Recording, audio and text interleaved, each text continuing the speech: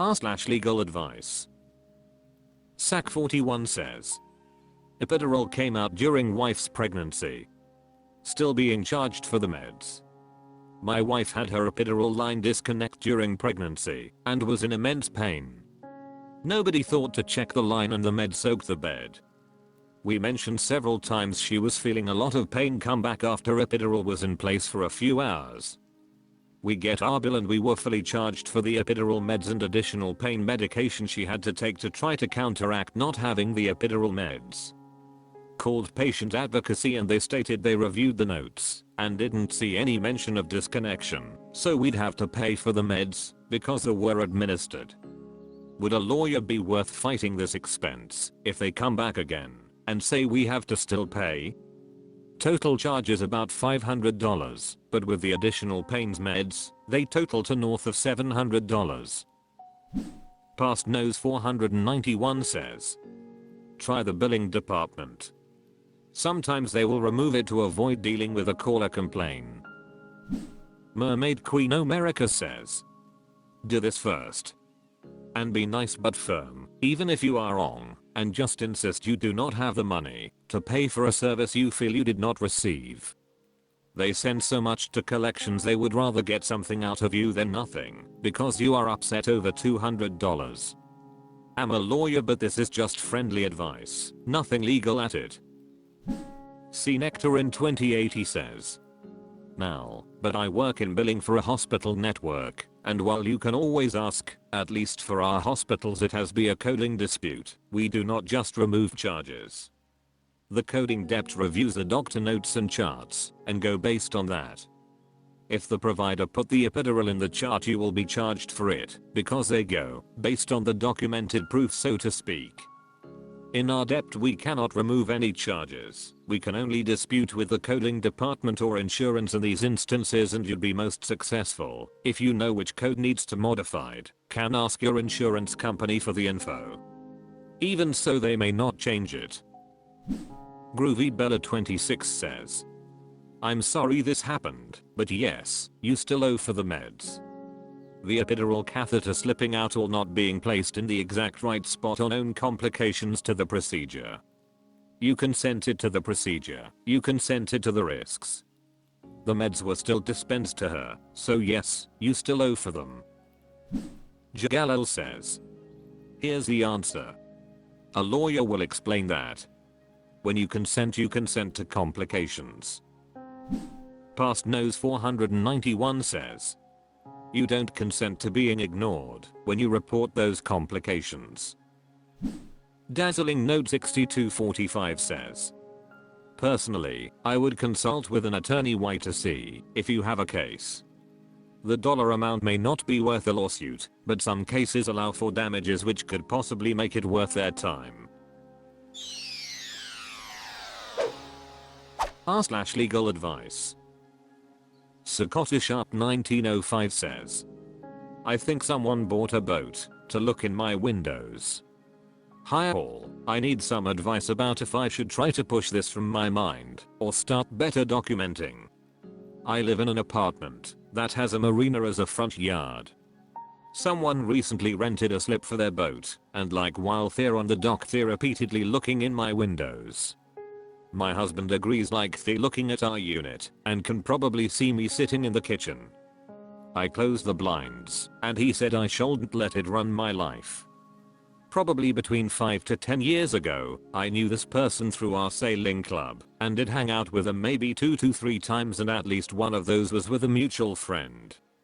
I worked at the club and started their FB group many years ago and thus was connected on social media with many members. Since then, I noticed he never stopped watching my social media. In the meantime, I got married, moved away, and moved back during COVID. The guy and I attended the same college, but didn't know each other then, but I've noticed, when I comment on alumni posts or RSVP so does he. When we moved back, I noticed he'd be sitting on benches outside my house. That's a public place, so I tried to not be weirded out and very beautiful waterfront. Though there are miles of waterfront and many benches. I'd be taking the trash out or showing someone where to park, and this guy would passing and say hi. I thought he lived in this neighborhood, but I'm not so sure. However, he was a real estate agent or something, so I know had he able to find our address on property records. My suspicions grew more concrete when my husband and I picked up a small boat we bought this year. That same day, hubby had to pick up the car from the marina, so he was waiting for an Uber when he noticed the guy was standing outside of our house taking pictures of our boat. When he saw hubby, he got shifty and said congratulations. Weeks later, after we completed the work we had to do, and literally the one and only time we had time to take our boat out this season, the guy direct messaged me a photo saying, "Is this your new boat out sailing? Congratulations." A month or so ago, I was opening the fridge and looked out my window to see my neighbor and the guy on our dock standing by my boat. The neighbor, an air-rated overly friendly person, was clearly telling him that it was my boat as the guy turned and looked right at me standing in my kitchen. I literally ducked behind the island, heart pounding. My friend suggested I look up sex offender or stalking registries and try to see if he has any other history. Does anyone have a list of these resources? I was just looking for any advice on this. If there's a better subreddit, that would be helpful too. I'm not afraid of conflict, so I'm tempted to DM him and just ask him to stop looking in my windows and then block him, but I'm afraid of escalation. Please also let me know what kind of things I should be documenting. Thanks so much in advance for any. Rich Zombie 5214 says, put mirror tint window film on your windows. You can see out but no one can see in. When dark outside and light inside, make sure to close your blinds. A sassafras says, hire a pie. They'll dig into this guy and find evidence of him stalking you way more than you realize. Take all that evidence and get a restraining order. Then take that and show his picture and a copy of the restraining order to the manager of your building, your neighbors, the dock tender, etc. This in addition to all the other great advice you got here, mirror film, cameras, better locks, etc. Tamsin TC says, at first I thought you were overreacting to someone possibly having a boat directly in front of your unit, which would make the likelihood of it seeming like they're looking at you high. But with the added backstory and the fact you know this person incredibly creepy. Trust your gut. 100% invest in cameras by your front door and maybe outside the front of your unit. Talk to a security company and explain your fears. I think the peace of mind of added security would go a long way. Journal every time you see him / save a copy of the times he reached out. If it persists, talk to a lawyer to see if any of the evidence you accumulate meets the threshold, and also ask to speak to female police officer or detective for advice and to get it on their radar. That's my personal take. As a female, I'd feel like these concerns would likely be taken more seriously by another female. I don't think anything you could do would hurt, other than directly confronting the individual, and could very well help towards building a case for an eventual restraining order. I'm not an expert, but I'm sorry you feel unsafe.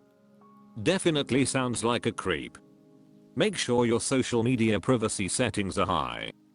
Delete friends you don't know, and don't post pics of you in clearly identifiable locations, and make sure things are being shared only to our inner friend group. Stay safe. Accomplished Winter 41 says, I hate to say it, but as I read this, I only noticed escalation. At that rate this is only going to get worse. I would take appropriate actions, based on the assumption that he will go further. Every response you have received you should follow and then some. r/legal advice. Big Willow 5439 says, Realtor friend threatening to sue me. Let me preface by saying, I'm aware I'm an asshole in this situation. In retrospect, I can see that. My realtor friend and I have been texting on and off for several years. To me, a long story short, about 3 years ago my spouse and I were thinking about selling our house, and she was new to the real estate game, So I reached out and asked her about the market and she pulled some comps for me. It ended up not being a good time, and I had a lot of anxiety about trying to list the house, keep it clean, manage kids and showings, and also time the sale of the home and the buying of a new home perfectly as we'd have nowhere else to stay if there was a period of time between closing one and closing on the other. So, this scenario played out about 4 times over the years. Recently I asked her opinion on Opendoor and of course she said she thought it was a bad idea. My spouse found a new construction home that they liked and wanted to go for it this summer. I didn't think we'd be approved for financing, so I let them give it a go. To my shock, we ended up being approved. My spouse then told me they reached out to Opendoor for a preliminary offer and he was very happy with it and it was comparable with the comps that my friend had pulled. Now, while we were married, when we had purchased our first home, the financing solely in their name, and they said they wanted to go with Opendoor for the convenience of not having to do showings and not having to worry about financing falling through on part of the buyer. I told them I had told my friend we'd use them, and they said that they really did not want to go that route and they were unaware that I had told her that, but she had only ever pulled comps for us anyway. She never showed us any homes, never listed or showed a home, and we never signed anything saying we'd use her, although she does have a text from me saying she'd be our girl from years prior. She found out we sold her home and has since been harassing me. She says I owe her the commission because I told her I'd use her. However, I don't think that's the case. Beyond texting and pulling comps, she never did any work for us. We never signed any agreements and my spouse was never aware of my telling her that anyway and didn't agree. We didn't even use an agent. We didn't use an agent for purchasing our new home either, and again, she'd never showed us homes and we found the new one on our own. She believes she's entitled to commission for both sales. Now, again, I do think it was wrong for me to not at least tell her we were going with Opendoor, and I think I'm a shit friend, but I want to know if she has a legal. Capmana1755 says she has no case. It's standard practice in the real estate industry for customers to meet with 2 to 3 agents and for the agents to pull comps as part of their marketing pitch.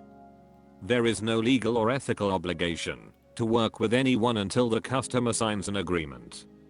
If this agent keeps harassing you, call their managing broker and ask them to intervene.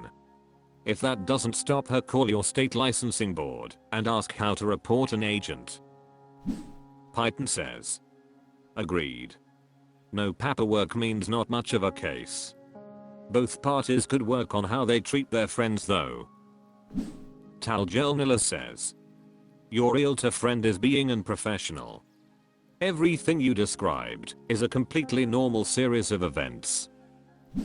Jester29 says there was no contract. She can pound sand. Filchscut says tell her you'll pay her whatever your signed contract says. No realtor I know works without a contract. They might provide comps as part of their pitch to get our business, but that's on them. Ajmrida 1961 says no contract equals no obligation. She may believe that you owe her the commissions, but people believe in Santa Claus too. Having said that, this is one reason not to mix business with friendship. Inevitably, the friendship, or even just cordiality, gets destroyed. And it goes double for family. I'm a lawyer, but beyond simple powers of attorney or wills, I don't do legal work for family members or friends.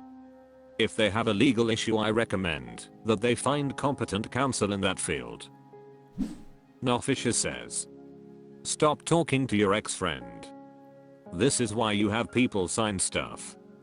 Since she never even talked to the person who owned the house, the fact that she's even pulling this says she's either desperate or slimy.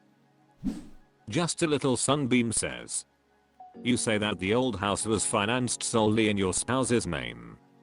You don't mention if you were on the deed, but I would make an argument that you couldn't contract to sell your spouse's home regardless. The right answer is, if the realtor serves you, make sure you respond to it. But as I've seen written before, many people threaten to sue, few actually do. However, I suspect your friendship with this person is over.